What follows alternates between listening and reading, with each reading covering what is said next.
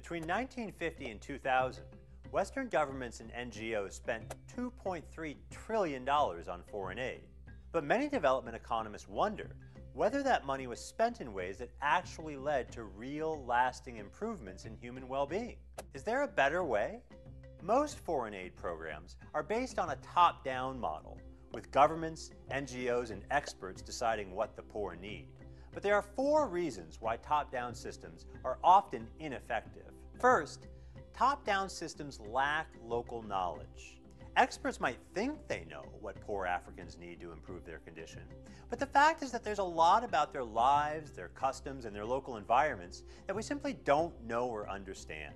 Whatever plans we make for them, without the benefit of that knowledge, will likely be ineffective and could be disastrous. To give just one small example, when Jeffrey Sachs' Millennium Villages project gave high-yield seeds and fertilizer to a village in Uganda to help them grow their maize more effectively, it worked. Crop yields increased by almost 300%.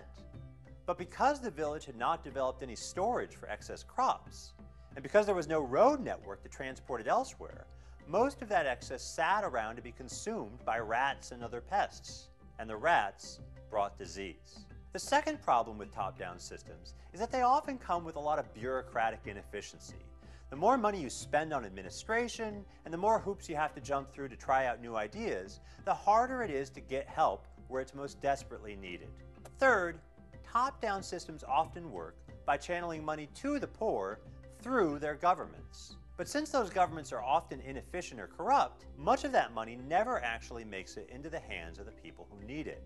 In fact, by making corrupt governments richer, it sometimes makes the problem even worse. The brutal dictatorship of Robert Mugabe in Zimbabwe is a tragic case in point. Finally, when top-down programs fail, they fail big. Spending a lot of money on a single program means that if you miss the mark or there are unintended consequences, those failures can have a massive destructive impact. And the bigger the program is, the harder it is to change course and learn from your failures. Recently, one group of people came up with a radically simple alternative. Give the poor cash and let them spend it on whatever they think they need.